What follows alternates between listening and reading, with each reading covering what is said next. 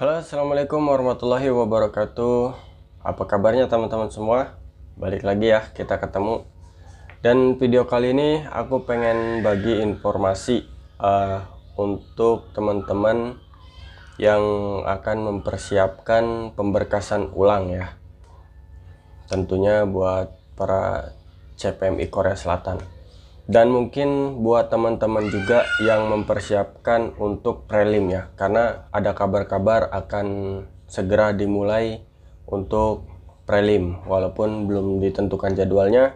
Alangkah lebih baiknya kalau kita sudah bersiap-siap, semua berkas sudah siap, jadi pas ketika jadwal itu keluar, kita sudah nggak bingung lagi buat ngurus segala macamnya. Oke teman-teman, dan ini ada beberapa bocoran informasi. Ya, mungkin sebagian teman-teman udah tahu atau sudah paham berkas apa aja yang diperlukan untuk pemberkasan ulang ya.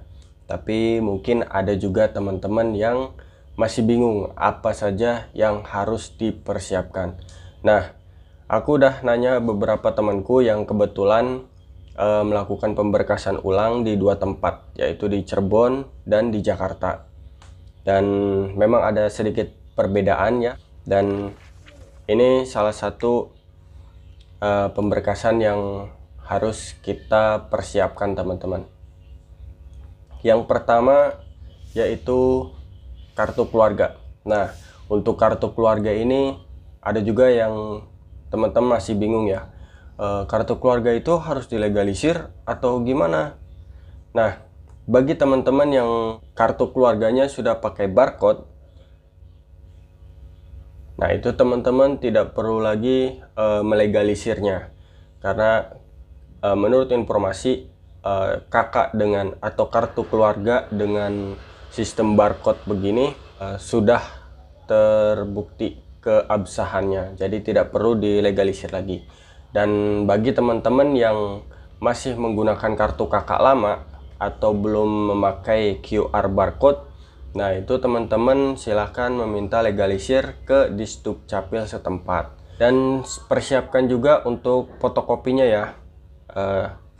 Sebenarnya di ini cuman 3 sih, tapi alangkah lebih baiknya kalau teman-teman bisa fotokopinya lebih ya, karena lebih baik lebih daripada nanti kurang, teman-teman akan bingung cari tempat fotokopian di tempat lokasi pemberkasannya ya.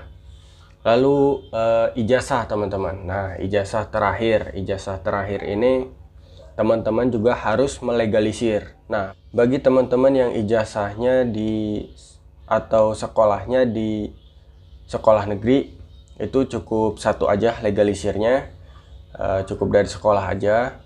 Tapi buat teman-teman yang mungkin sekolahnya di swasta, itu teman-teman harus minta legalisir dari sekolah dan juga dari dinas pendidikan setempat teman-teman. Dan persiapkan juga untuk fotokopinya ya teman-teman ya. Terus psikotes. Nah, psikotes ini buat teman-teman yang udah melakukan prelim dulu, mungkin udah buat ya, tapi sepertinya harus buat ulang teman-teman, karena itu masa berlakunya cuma 1 tahun. Jadi kemarin itu sempat ada perdebatan, katanya psikotes itu kan tidak ada masa berlakunya. Ternyata ada teman-teman. Jadi memang waktu dulu juga waktu PAP saya ingat itu masa berlakunya itu nggak lama, kalau nggak 3 bulan 6 bulan, tapi ternyata itu 1 tahun masa berlakunya teman-teman. Jadi 1 tahun, dalam 1 tahun itu kejiwaan seseorang itu katanya bisa berubah. Jadi teman-teman diwajibkan membuat psikotes baru. Dan selanjutnya itu foto. Nah, pas foto ini yang 3,5 kali 4,5 teman-teman persiapkan aja 10 ya teman-teman ya. Jadi 10 pas foto yang ukuran 3,5 kali 4,5. Sebenarnya di persyaratan yang banyak di share itu cuma 3 buah, tapi setelah saya tanya-tanya ke teman-teman yang udah melakukan pemberkasan ulang, itu ternyata dibutuhkan lebih dari 3. Jadi alangkah lebih baiknya kalau teman-teman mempersiapkan foto itu lebih banyak, jadi nggak pusing nanti kalau seumpamanya kurang. kita nggak usah cari kemana-mana lagi ya, karena itu pasti merepotkan sekali. Terus paspor teman-teman, tentu aja yang kita udah pernah prelim, paspor kita ditahan kan di BP2MI nya. Tapi kita harus persiapkan, mungkin bagi teman-teman udah scan itunya atau ada berkas dulu waktu prelim itu, fotokopian paspor, nah itu dibawa aja. Dan untuk paspor ini di dua tempat itu berbeda teman-teman. Jadi kalau di Jakarta teman-teman bawa scanan paspor yang sudah di print dan juga fotokopi paspornya. Jadi kalau di Jakarta itu butuh yang berwarna dan juga yang hitam putih. Kalau untuk di Cirebon, sesuai informasi yang aku dapat, kalau di Cirebon itu hitam putih pun bisa diterima teman-teman. Jadi nggak perlu yang berwarna. Kemudian kartu ujian. Nah untuk di Jakarta teman-teman harus bawa persiapan kartu ujian yang panjang, yang kuning.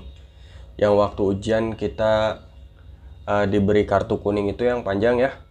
Nah itu kalau untuk di Jakarta, bagi teman-teman yang mau pemberkasan ulang di Jakarta, nah alangkah lebih baiknya itu dibawa.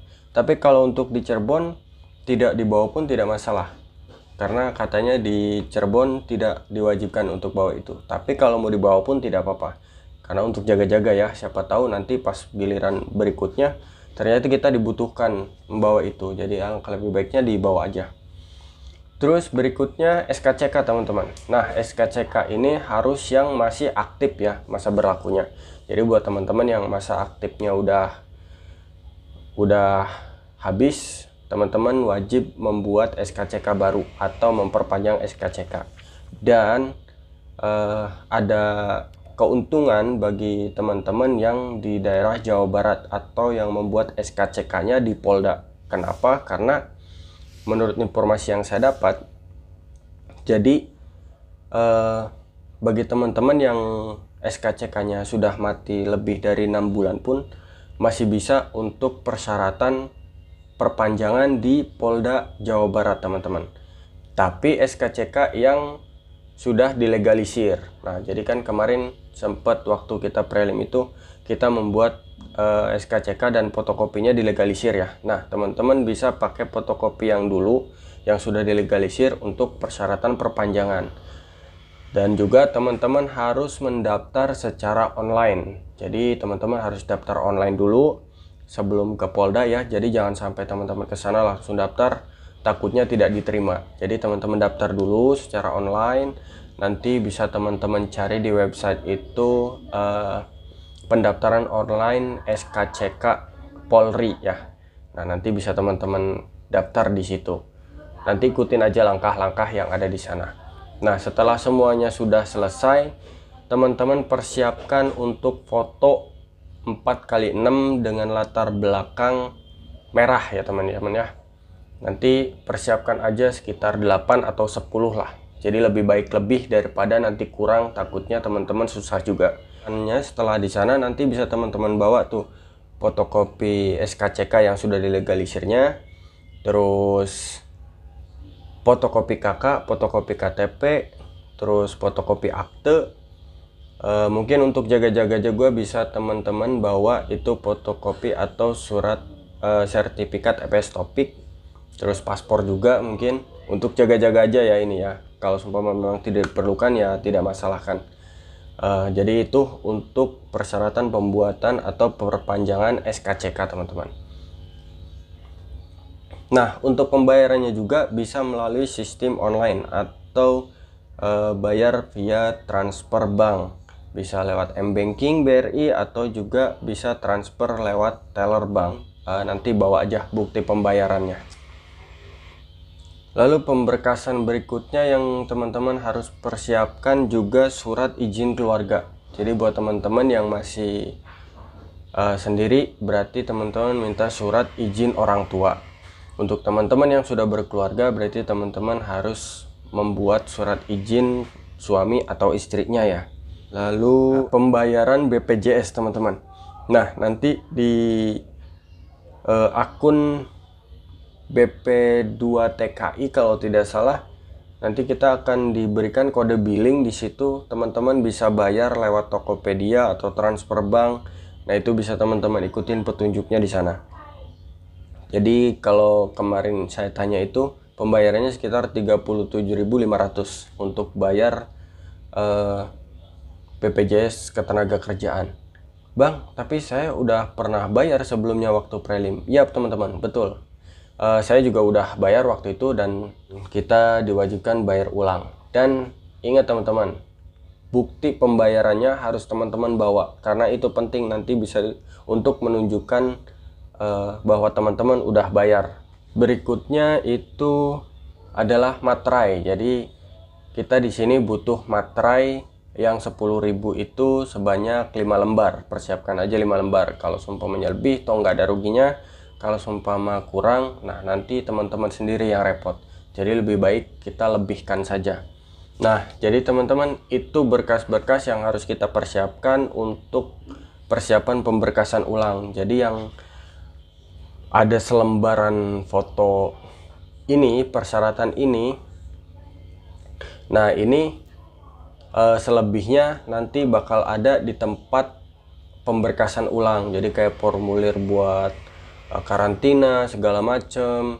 Nah, itu nanti ada di sana, kita nanti dikasih di sana. Nah, itu informasi yang aku dapat dari teman-temanku yang udah melakukan pemberkasan ulang.